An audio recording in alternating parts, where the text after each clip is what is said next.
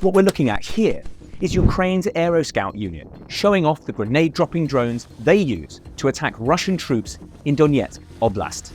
These aircraft are often heralded as the future of warfare, and watching videos of them blowing up troops, tanks and armoured vehicles with ease, it isn't hard to see why. But the reality on the ground is far more complicated than the social media posts imply. We're going to break down how these drones work, examine this tape, and speak to the man who helped record it to find out what's really going on. There's no single model for a grenade-dropping drone, but broadly speaking, they break down into two categories. There are small drones that carry a single grenade, and heavy drones that carry much larger or multiple warheads. Let's start by looking at the smaller ones. These tend to be quadcopters, like the Chinese-made Mavic. They have 4 fold-out arms with a propeller at the end of each, hence the name, which makes them very agile and fast, with top speeds of 40 miles an hour. There's the main body, which contains the battery pack, allowing them to fly up to 15 miles, but a second battery is sometimes added on top to increase their range to 30 miles. They cost about $2,000 and are readily available online, making them cheap compared to other long-range weapons and easy to get hold of. These drones are fitted with a carrying cradle underneath, which the Ukrainians make themselves. This holds the bombs they will drop on the Russian. These bombs tend to be grenades which have been specially adapted with 3D printed parts like tail fins and nose fuses so they fall straight downwards. Because the grenades are small, their main targets are Russian troops. But if the pilot gets lucky, then they can burn an armoured vehicle or a tank by dropping them through an open roof hatch and setting light to the fuel or ammo inside. If we look at the tape, we can see what that looks like in reality. Here's the Aeros Scouts inside a cottage they've repurposed as a headquarters on the southern Donetsk front, near the town of Maryanka, before it was captured by Russia. They're showing off a Chinese-made Mavic 3, a commercial drone, usually used for filming things like weddings, which they've repurposed for these missions. Here's the 3D printed carrying cradle they attach to the underside to carry the bombs. And here is one of the bombs, a grenade typically used in a rifle-mounted launcher that they've adapted with a 3D printed tail fin. This is a Mark I American hand grenade that has also been adapted with an X-shaped piece of plastic, which replaces the pin. It snaps when it hits the ground and activates the grenade.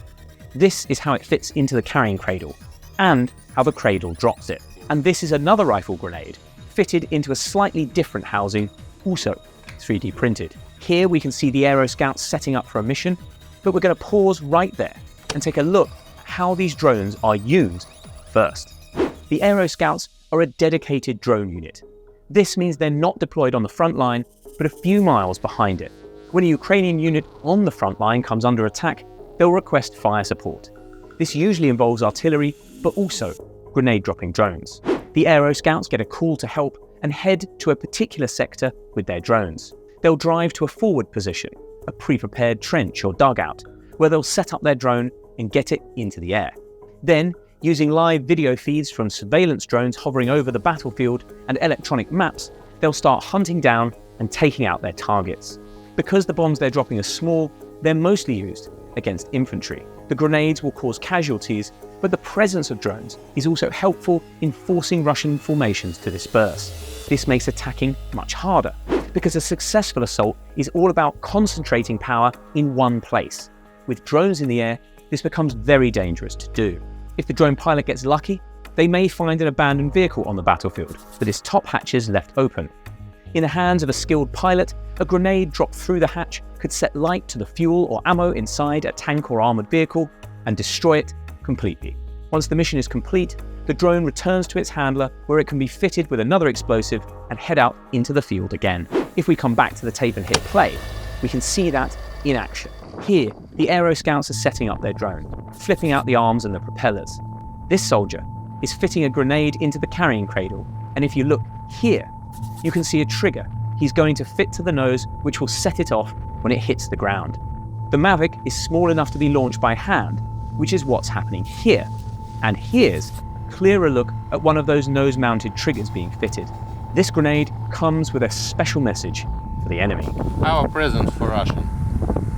Now, let's take a look at the larger drones. This is a Vampire, a purpose-built Ukrainian drone which is many times the size of the Mavic we just saw.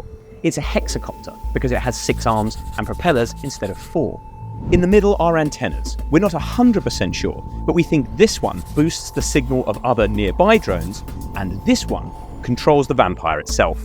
On the legs are 2 large battery packs. This makes it slower and less agile than the Mavic, but means it can carry a much heavier payload, up to 33 pounds, and transport it up to 14 miles. It is also fitted with a thermal camera because the Vampire carries out most of its missions in the dead of night. That's because the 6 rotors make it very loud, so it's easy to spot and shoot down during the day. All this extra equipment costs more, upwards of $80,000, so it is not as expendable as the smaller drones. But it can attack a wider variety of targets. It is powerful enough to carry and drop repurposed mortar shells, even anti-tank mines. That's useful, not just against troops, but against hardened targets like bunkers, trenches, and tanks.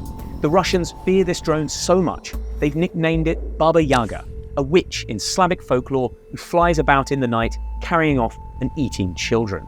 Here's another clip of the Aeros Scouts setting up a Vampire to use on a combat mission. You can see just how much larger it is than a Mavic. There's no question of this thing being launched by hand. Down here you can see hardpoints where 4 bombs can be attached, and here is the devastation caused during a raid by one of these drones. It's easy to see why the Russians find them so terrifying. What I've got here is a tape of attacks by the smaller drones, so you can see the difference between the two.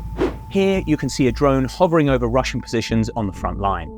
You can see the grenade the drone is going to drop creeping into the frame here. Once the pilot has picked their target, they let the bomb go, and you can see it exploding here. Obviously, that's nowhere near the size of the explosion caused by the Vampire. And here, you can see what happens if the pilot manages to get a grenade through the open hatch of a tank. The initial explosion is small, but pretty soon the tank has set ablaze, which will put it out of action as if it had been hit by an anti-tank rocket for a fraction of the cost. Drones in war are nothing new. They were a constant and controversial part of America's wars in the Middle East going back 2 decades. Back then, the trend was for big and expensive drones because Al-Qaeda and ISIS didn't have any jets or air defenses to shoot them down with. Ukraine has reversed that trend. Now, drones are cheap and expendable. They have to be, because the skies over Ukraine are so contested that anything big would be shot down almost immediately. These smaller drones do still get shot down all the time. Their average number of flights is about 4, but they are easily replaceable. Because they're cheap and easy to get, they're everywhere on the battlefield. Up to 10,000 of them are in the air at any one time. It's hardly surprising, therefore, there are millions of videos of them on apps like Telegram and Twitter. Watching all this footage, it's easy to get the impression that drones are unstoppable killers, hunting down troops and tanks unimpeded. But that's a false impression. For obvious reasons, the Ukrainians don't show off their failures, only their successes. And the most common outcome of a drone mission is failure. For every 1 hit, 8 or 9 drones may have fallen short, running out of battery en route, brought down by gunfire, or forced off target by jammers. Even when the drones do reach their objectives, there is no guarantee they'll actually hit them, especially if the pilot is a rookie. Dropping a grenade precisely on a moving target from hundreds of feet in the air is no mean feat, especially in high winds or bad weather. For that reason, even the Ukrainians, pioneers of this new way of warfare, don't rely on drones alone to get the job done. Artillery is still thought to kill more soldiers on both sides than these new weapons, and Kyiv is constantly asking its allies in the West for more anti-tank rockets. That has raised questions about whether these really are the game changers they appear to be. We sat down with the journalist who filmed this footage and who himself has survived drone attacks in Ukraine. I'm Richard Pendlebury. I'm a Frontline correspondent in Ukraine for the Mail. We've seen how the war has developed and how the machinery of war has developed, which has been incredibly quickly. The most significant is the development of drone warfare. Richard knows what it's like to be hunted by a Russian drone. It's a very unpleasant sensation to know that, or to hear the drone, first off. I mean, it's a very particular sound, sounds like a strimmer, buzz or like a very large mosquito. The first time it happened to us where we were directly engaged in a situation with a Russian drone was in a trench line right at the front near the Le Mans front last summer at night. So we just entered on foot the trench line when the Russian drone came right overhead. We could hear it overhead very clearly, our position in the trench. We were told by the soldiers with stop, don't move, don't say anything if that matters, I don't know. There was like a minute which seemed much longer while the drone was right over us, stationary hovering. Now it probably had thermal imaging because it wouldn't otherwise be out at night, but it probably didn't, it wasn't armed, thank goodness. Or at least it didn't see us, didn't react to us, it didn't drop any munitions on us, and then eventually it moved off further down the line. More recently, in the last few weeks, we were driving into a little village town called New York. It was a beautiful summer's morning, about 6:15 in the morning, which is very bad conditions if you're trying to avoid drones because they can see you from a long way, and if you're the only cars on the road, it was a 2-vehicle convoy of a reconnaissance patrol. We were carrying, on this occasion, a drone detector, which picks up the signals from Russian drones and tells you how far they are from you, what kind of drone they are. It started to beep, and then Russian drone, reconnaissance drone, passed directly over our vehicle.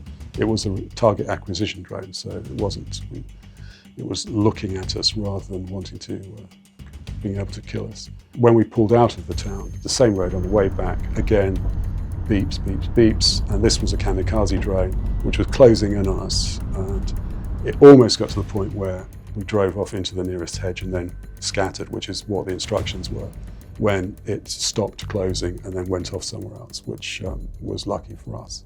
But it was a very horrible experience. If you're chased by a drone, how do you defend yourself? In places like Chazov Yar, most of your time is spent underground. You just can't wander around because you'll be seen. And then the drone either will be a kamikaze drone, will attack, or it will call in artillery onto your position. You have to be so careful. Vehicles have to be parked in hedges, under trees. You can't afford to leave them anywhere than undercover. It's suicidal to do it. I know people who've parked on the curb and the vehicle gets hit. Some of it is down to the experience of the pilot, the drone pilot, is if he does spot you, whether he will get you. I have a friend who's in the Ukrainian army whose vehicle was hit by 2 kamikaze drones, one after the other. They hit the back of his vehicle and they destroyed the back of the vehicle, but they didn't kill him or the guy who was inside the vehicle with him, to the degree that they were able eventually to drive the vehicle away. But he said if it had been an experienced kamikaze drone pilot, he would have overtaken the vehicle, swung around and then flown through the windscreen, and that would have been it. Richard has seen this war evolve firsthand. How are drones now different from the first day? The start of the war, which was, the most important bit was when the Russians got to the suburbs of Kyiv. The focus on drones, you were aware that drones were taking part in the war, but you heard about the Bayraktar, the huge Turkish drones which were attacking the Russian armoured columns. The Russians were very close to central Kyiv, and we were very close to the front line. But there was never, maybe naively, there was never a feeling that you were under threat by Russian drones. It was always artillery or heavy mortar fire. Once you get to Irpin and Bucha, places like that, which were on the sort of by the front line, it wasn't, is there a drone in the air? That kind of changed possibly later in 2022, but certainly by last summer. It is the dominant thing on the battlefield now. The psychological effect, I know this from personal experience and just being with the soldiers, everything is calculated around the threat of Russian drones. It's like how you behave, how you move, how you live. I was in Chazov Yar last month where there's very heavy fighting. And one of the units, infantry units, fire support units, which is using drones, said there is very little infantry man-to-man combat now. It's largely being conducted by drones and artillery. So much ordnance is needed, and the Ukrainians are losing this game. Is that the unit I visited? They had a little caravan, and they were making drone bombs using 3D printers and just lathes. And it was all. I said they were like, and they said whenever somebody has a spare 15 minutes, they come in here and make another bomb. The drones are the dominant force in the battlefield. There's no doubt about that. But the drones aren't foolproof. I was in a bunker with an artillery unit last month, and the Russians, this is when they said the sky is dirty, which is a euphemism. The Russians are overhead. There was but then the Russians started attacking the positions, the artillery positions, and they were using this dedicated attack drone, Privet 82. And the Ukrainians had actually hacked into the video feed. So we were actually watching what the Russians could see as they were attacking our positions on the screen in the bunker.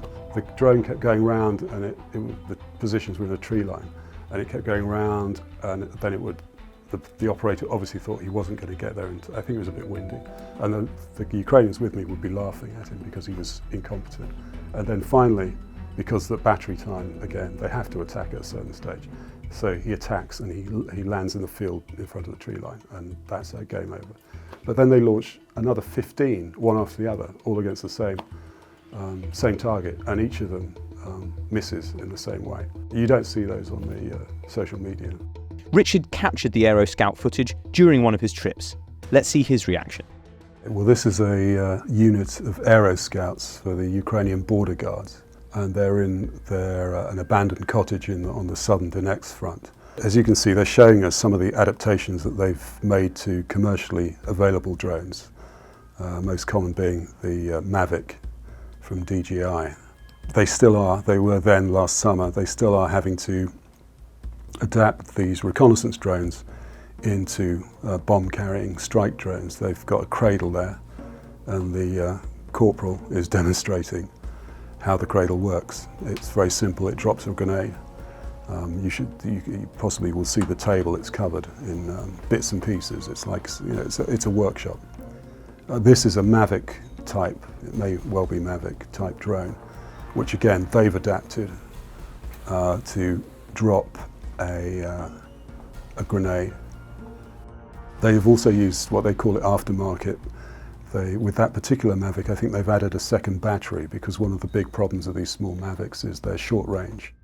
And unless you see your target quite quickly, then they're liable to run out in maybe 15 minutes. And what they don't really want is to have them come back with the bomb, the grenade still on. I mean, these are not kamikaze drones. They are returnable, but it's always best to drop your ordnance.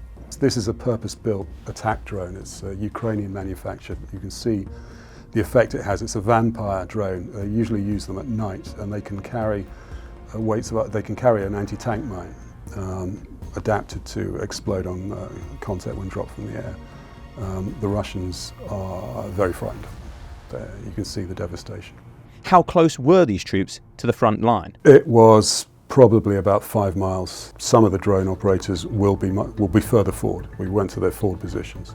This is more like it's a unit, sort of company headquarters, but it's also their workshop. It's also where they monitor the reconnaissance drones. They have laptops, iPads, and for instance, when we were there, we were watching artillery Ukrainian artillery fall into Marianka. So you have an iPad, they're saying the shell is in the air, we're waiting, and then you see the puff of smoke. And that's being conducted from that position. They have a position further forward where they're dug in, their operators, their pilots are dug in, and are launching some of the shorter range drones over the Russian line. I also wanted to know how a mission unfolds.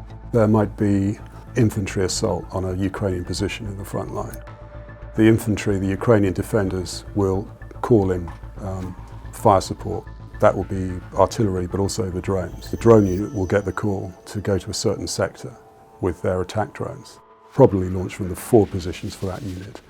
They will go and assist in trying to stop the attack. And a lot of the time, because the Ukrainians have been very short of artillery shells, drones have been used to break up infantry assaults. So when they've been short of longer range artillery, howitzer shells, long range drones with munitions have flown up to 30 kilometers behind the Russian lines to attack. They're very flexible, and their capabilities are getting better or more frightening, depending on which end of the attack you're on. If you got very lucky and you dropped a hand grenade which fell down an open hatch into an armoured vehicle, it would yes, it would possibly, it would stop it, it would disable it. The drones that we were looking at are generally against infantry, soft targets.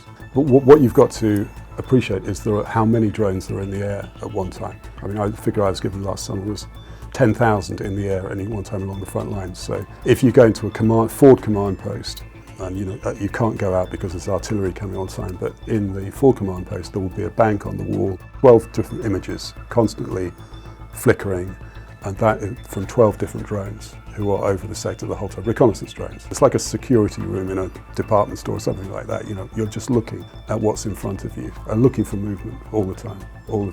The reconnaissance drones will work with the kamikaze drones, and the kamikaze drones are by far the most frightening, and they have changed the war. Now the big question, are these drones really a game changer? Nobody can afford to ignore the lessons learned on the battlefield with drone warfare. They've totally transformed warfare now from here on in. And we're talking about non-state groups like the Houthis or Hamas, which they're already deploying attack drones, up to the superpowers like in the West, the United States, and to a lesser extent Britain.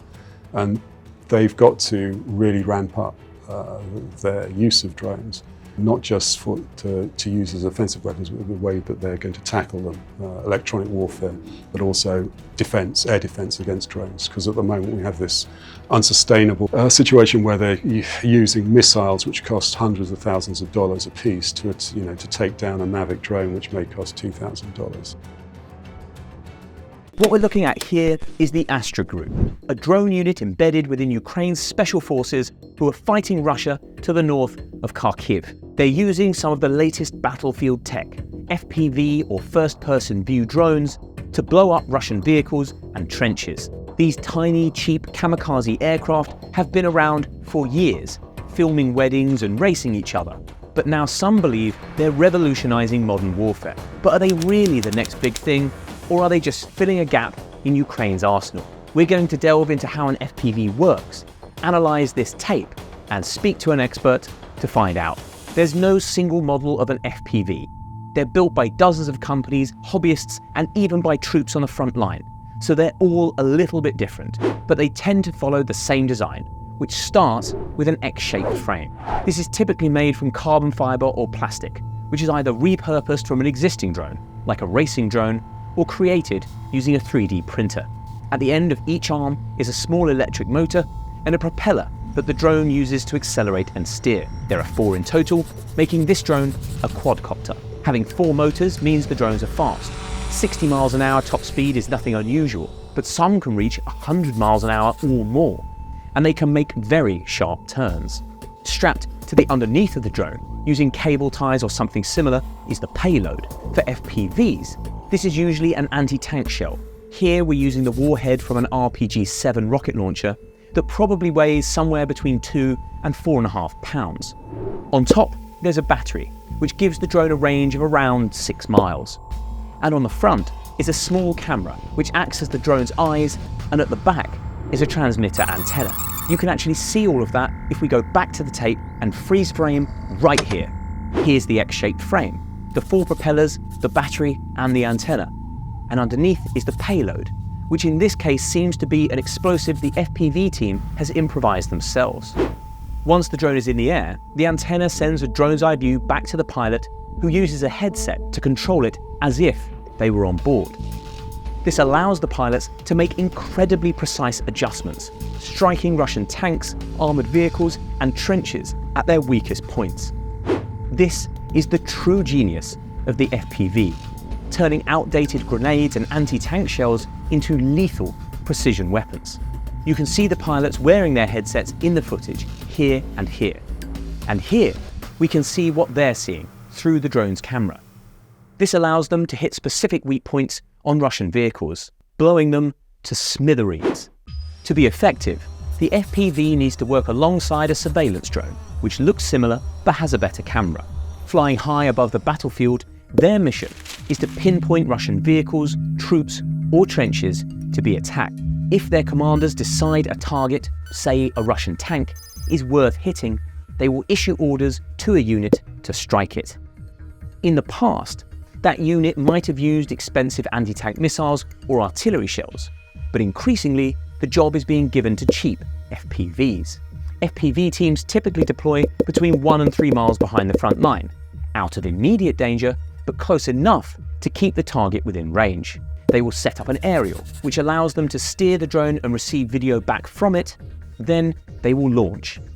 It takes 2 people to navigate, the pilot and a spotter, who reads the location of the target from a tablet computer. Once the tank is in sight, the pilot steers the drone into it, aiming for a weak spot like the tracks, the engine, or the ammo. As the drone hits the target, its payload detonates, destroying the drone itself and hopefully the tank along with it.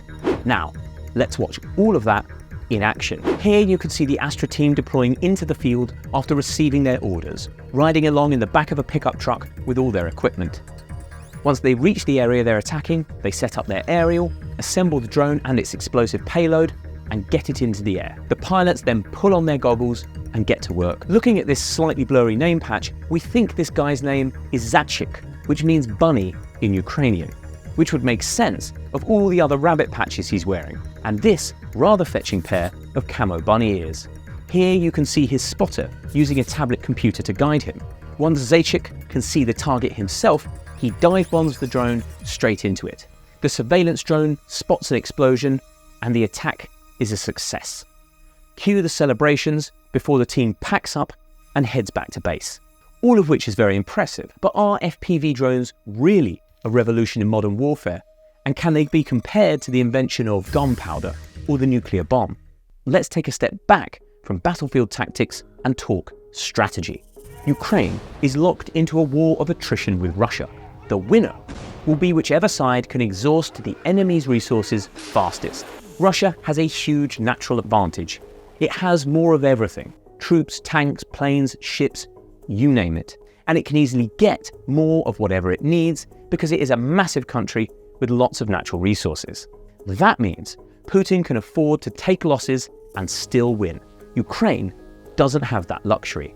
It needs to maximize Russian losses whilst minimizing its own. In other words, Ukraine needs to be efficient. And there are few weapons on the battlefield today more efficient than FPV drones.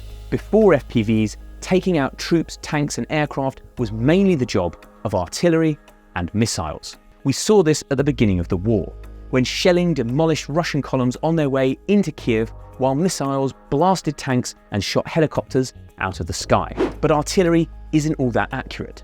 A standard 155mm NATO shell has what's called a circular area probable of 650 feet. That means a little over half the time the shell lands 325 feet either side of the thing it was fired at. The rest of the time, it lands outside of this circle. So in order to hit anything with artillery, you can't fire just one shell.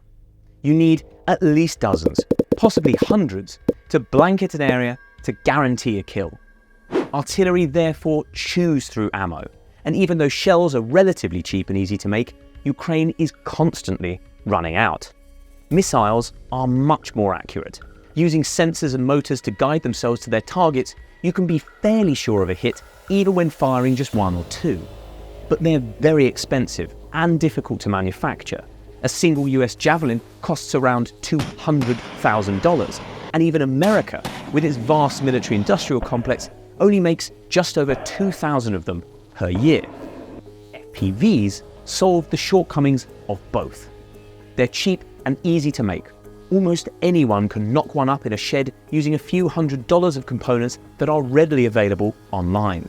In fact, a lot of Ukrainians do this, raising funds for them through online donations before sending the homemade weapons to the front. They're also pinpoint accurate, able to fly through tank hatches or strike precise weak points in the armor, often with spectacular results. They're also very hard to stop. Lots of high-tech anti-air defenses could take them down, but the drones are so easy to make there's no point. Eventually, those air defenses will run out of ammo, and then the drones can fly straight through. That means almost everything on the battlefield is vulnerable to them. Ukraine has used them to hit troops, tanks, trenches, artillery guns, even other drones and helicopters. That's why some people think they're revolutionary, They make precision weapons that used to be available to a select few available to almost anyone. We've seen similar technology used successfully in Gaza by Hamas against the IDF, and in the Red Sea by the Houthis against an array of Western navies. But FPVs are not perfect. They struggle to deploy in bad weather, and because they rely on the pilot's vision for targeting, they are vulnerable to things like smoke, fog, and decoys. They are extremely vulnerable to being shot down because they have no protection beyond their speed. One of the weakest points of FPV drones is they rely on a signal to steer. These signals can be blocked by electronic jammers, which cause them to fall from the sky or veer off target. AI might help solve that issue. Ukraine is now experimenting with drones that can select their own targets, meaning they don't need a pilot. No pilot means nobody to communicate with, hence no signal and nothing to jam. There's no doubt these drones have proved a game changer in Ukraine. Their strengths, cheap and deadly, play perfectly into the brutal game of numbers the two sides are playing. In the wide open plains of eastern Ukraine, where tanks are very obvious and obstacles are few, the drones can easily find their way to their targets. But in dense environments that are very difficult to navigate, could a skilled pilot even make it through? And even if they did, they would only be aiming at infantry, which is a far less valuable target. We wanted to know more, so we spoke to a man who is producing drones for the Ukrainian army. This is Volodymyr Ladygin of the Direct Inclusion Foundation. First, I asked him what life has been like since Putin's first invasion in 2014. I hardly remember the time for the war, because the war had started 10 years ago. I was born in Donetsk. It's my native city. I lived there for more than 30 years. And when the war had started, I had to move from there because I don't want to support this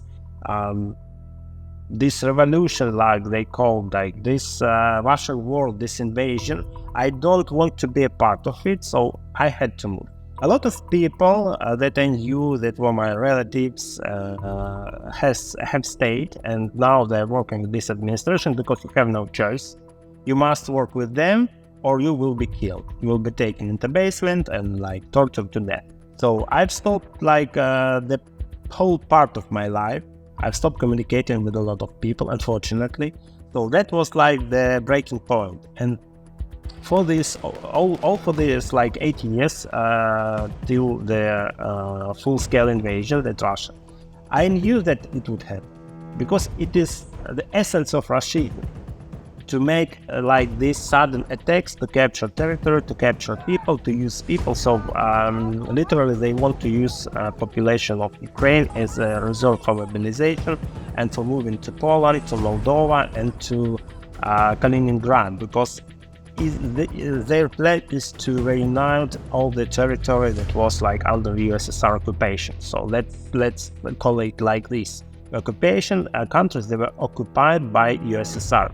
All this period, like for 8 years, I was preparing a team, I was preparing myself. So now we are living not like usually persons. I have a special panic bag, so with my documents, with some food, with some money, with some medicines, and it is part of life.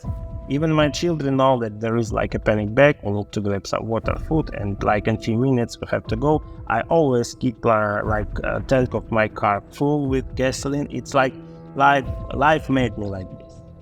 Then came Russia's full-scale invasion in 2022. We were ready, we were active, and we started to do so.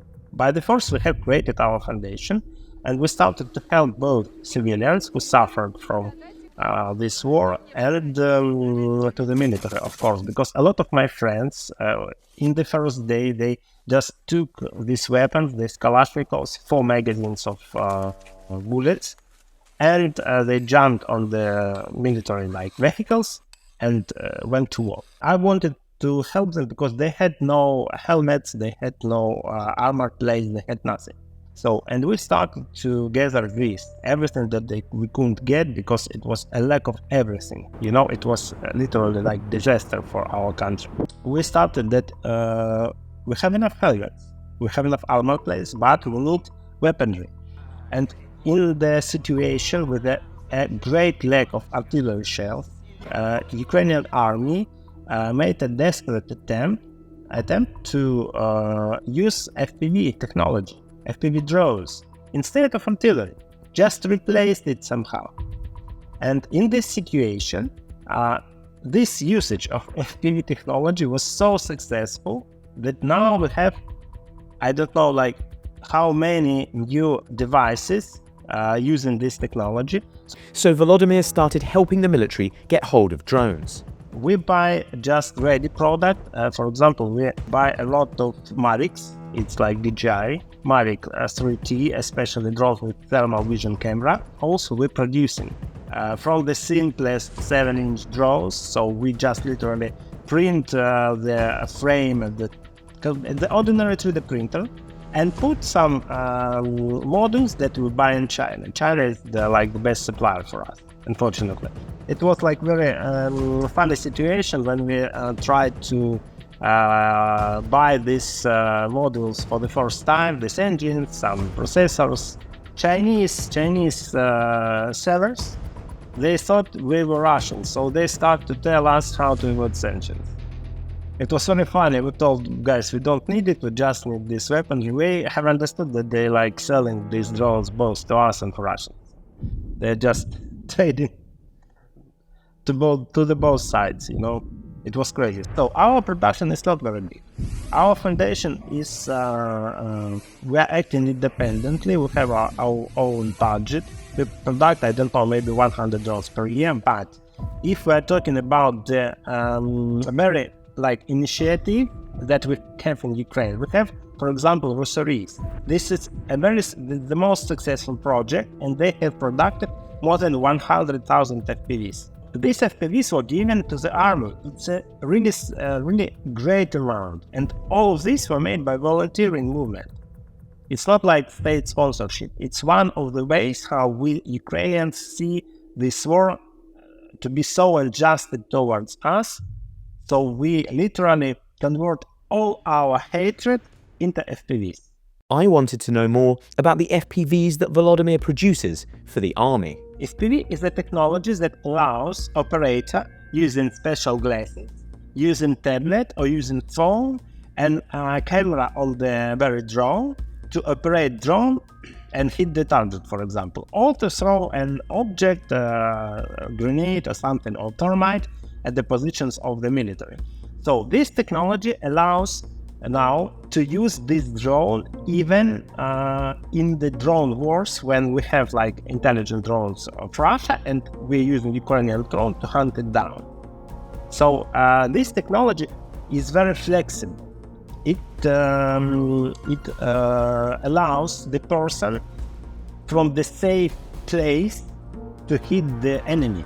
And this technology reduces the losses of Ukrainian troops, obviously. So what we're doing, we're using in any possible way.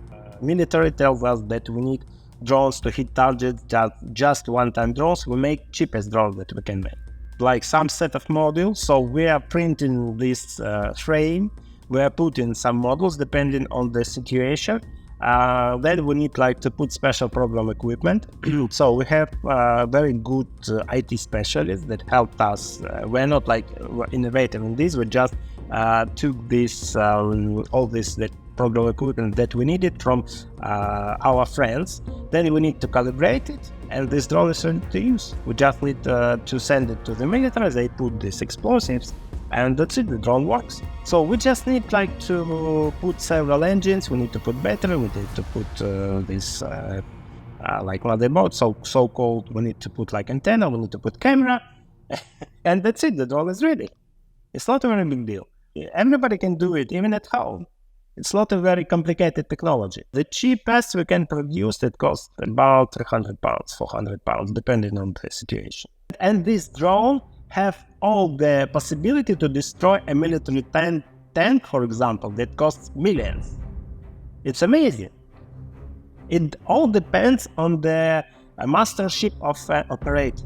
So we need, together with drone, we must always put a good, well-trained operator. And we have, in Ukraine, we have a special academy. We don't involve in this. We only produce drones. and buy drones and supplying drones to the military, but we have special center who trains these operators. Because it depends on this, because we can have the best drones, and if operators will not be able to fully operate these drones, it will be useless. Next, I wanted to know why Ukraine has become a war of drones. Everything has started from the lack of artillery shells. So literally, Ukraine for defense need to counter like enemies' attacks, and the artillery is the best. But if we have enough artillery shells, if we haven't enough, we just need to improvise. We need to have something to replace it. And FPV drones, like operators, several operators, and with enough like storage of the drones, enough units of the drones, they can stop this attack. So the same effect. And moreover, when you have a lot of drones in the front line, you can completely cut out of the logistic of the enemy forces. So it's very useful. Now a lot of countries are studying the Ukraine's experience, are studying like how we can use like 3-4 drones that cost 300 pounds to destroy the latest Russian tanks, the most modern Russian tanks, with all the equipment, with all the defense, anti-drone defense that costs millions of dollars by hit of like 1, 2, 3, 4 drones. So it's crazy technology, and this is safe.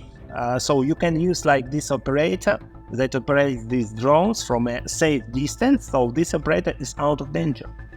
You just need to have equipment, you don't lose your people. It's very very similar to the Western way of war. Russian way of war, we know, like this meat attacks when they like lose thousands of soldiers for nothing. But the Western way means that you need to be care of your army, and FPV technology allows you to achieve that. And now the big question. Does Volodymyr think drones are here to stay, or are they only a stopgap? As we have a lot of experience of using these drones, we will use it. Anyway, if we will have enough artillery shells, it will be much easier to fight back, you know. But we will still use the drones, because it's amazing technology.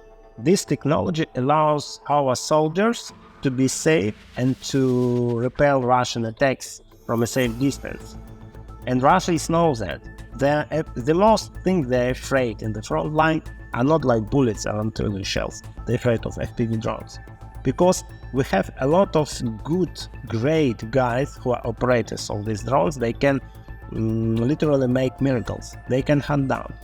I assume that in the nearest future we will have some kind of FPV tanks on the battlefield, because it's very important to have like a mobile gun that can shoot from a safe distance, and you're not like very be upset about if you will lose it. You will upset about money, not about human lives. You know, it's very important. And also this technology, FPVs, it's evolving completely. So now we have these self-guiding systems on FPV drones that allows to hit targets even if the connection with the operator is lost. So all the next wars that we have will contain some kind of experience of Ukraine. Every war, because FPVs showed so much effectiveness. So much Russian tanks and Russian troops were destroyed with this FPV. So for Russian soldier, much greater chance to die from FPV than from anything else in the front line. That's where this tape stops, but we'll be back soon to play you through another episode of War on Tape. Hey everyone, thanks for watching. If you want more videos like this in your feed, don't forget to hit like and subscribe to our YouTube channel.